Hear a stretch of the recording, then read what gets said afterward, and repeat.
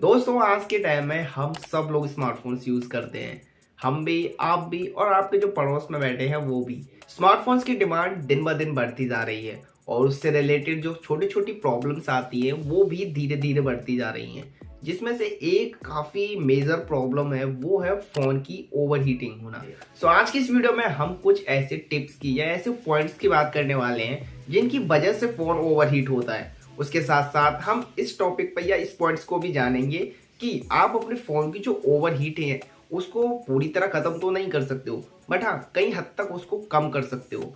तो उन पॉइंट्स के बारे में भी बात करेंगे जिन पॉइंट्स की हेल्प से आप ओवरहीट को कम कर सकते हो। तो हेलो दोस्तों, मेरा नाम है रवि और आप देख रहे हैं टेक बंदा।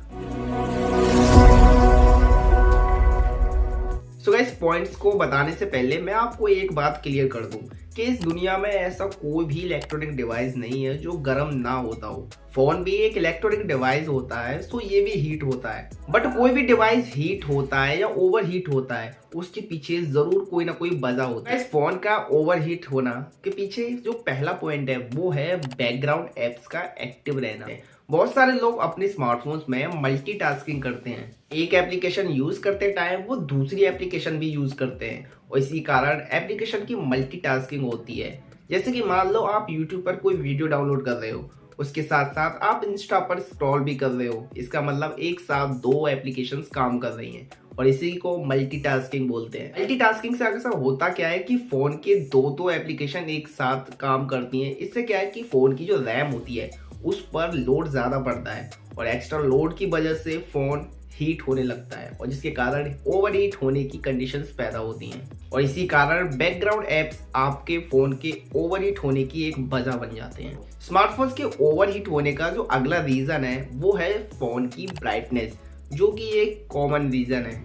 अक्सर कई सारे लोग अपने फोन की ब्राइटनेस बिल्कुल हाई एकदम फुल करके रखते हैं और इसकी वजह से कई सारे साइड इफेक्ट्स भी होते हैं और इसका जो मेन साइड इफेक्ट है वो है आपकी आंखों पर एक पीक लाइट पड़ना, जिसकी वजह से आपको आंखों में भी जलन होने लगती है और इस कारण से आपकी जो फोन की जो बैटरी है उस पर भी प्रेशर बनता है और फोन की बैटरी जल्दी जल्दी खत्म होने लगती है और इस कारण आपको फिर से फोन चार्ज करना पड़ेगा। फिर से कुछ टाइम बाद वो डाउन हो जाएगा, फिर चार्ज करना पड़ेगा, फिर डाउन हो जाएगा और इस अप डाउन के चक्कर में फोन हीट होने लगता है। सो जो ब्राइटनेस होती है वो भी एक रीजन हो जाता है फोन के ओवरहीट होने का। स्मार्टफोन्स के ओवरहीट होने का जो तीसरा रीजन है वो है फोन के पुअर इंटरनेट कनेक्शंस का। कभी कभी हमारे फोन का इंटरनेट कनेक्शन बहुत स्लो हो जाता है और इस कंडीशन में अगर आप मोबाइल डाटा को एक्सेस करते हैं तो ऐसे में मोबाइल नेटवर्क डाटा पर एक प्रेशर बनता है और जिस वजह से फोन ओवरहीट होने लगता है। गाइस, जो अगला जो रीजन है फोन के ओवरहीट होने का वो है बड़ा ही कॉमन,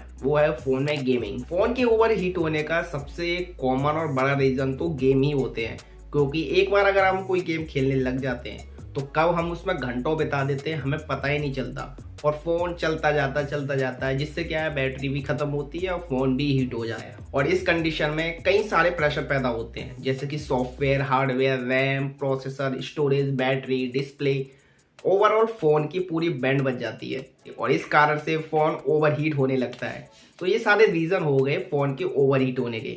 अब बात कर लेते हैं ओवरहीट को कम करने के लिए या फोन को ओवरहीट से बचाने के लिए। इस कंडीशन में जो पहला पॉइंट आता है वो है रेस्ट्रिक्ट बैकग्राउंड डाटा।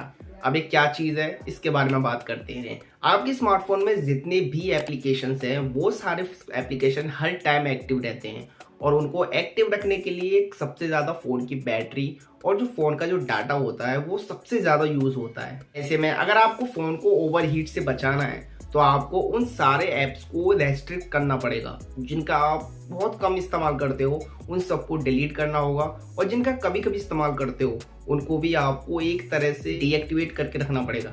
जब भी आपको ज़रूरत हो आप एक्टिव कर लें या जिस एप्लीकेशन की आपको महीने में एक बार ज़रूरत पड़ती है उसको सिर्फ यूज करें, उसके बाद डिलीट कर दें। एक महीने बाद फिर जरूरत पड़ेगी, फिर इंस्टॉल करके फिर डिलीट। इससे क्या होगा कि आपके फोन का जो प्रोसेसर होगा उस पर भी ज्यादा लोड नहीं पड़ेगा और फोन की बैटरी है वो भी सेफ रहेगी, ज्यादा एनर्जी अपनी खर्च नहीं करेगी, ज्यादा चार्जिंग नहीं मांगेगी और क्या है कि फोन ओवरहीट होने से भी बचेगा। सो ये तो हो गया पहला पॉइंट। सेकेंड पॉइंट है यूज लेस ब्राइटनेस, जो कि हमारे एक पॉइंट भी था कि हम लोग ब्राइटनेस हाई रखते हैं। तो उसको बचाने का एक सिंपल रीजन है अपने फोन की जो ब्राइटनेस है उसको ऑटो ब्राइटनेस पे सेट करके रखें। जैसे आप थोड़ा डार्क एरिया में जाए तो ब्राइटनेस ऑटोमेटिकली कम हो जाएगी, जब किसी लाइट एरिया में जाए तो वो थोड़ा अपने आप इंक्रीज हो जाएगी। तो हमेशा फ़ोन की ब्राइटनेस को ऑटो पे सेट करके रखें। इससे क्या है कि फ़ोन की जो आपकी आंखों को भी सेफ रखेगी और फ़ोन की बैटरी भी कम खर्च होगी। इससे क्या है, फ़ोन बैटरी खर्च कम होगी तो फ़ोन ओवरहीट नहीं होगा। तो गाइस ये तो हो गया दूसरा पॉइंट। तीसरा पॉइंट आ जाता है गेमिंग का। तो गेमिंग आप खेलें बट इतना ना खेलें कि फ़ोन का पूरा बैटरी डाउन कर लें।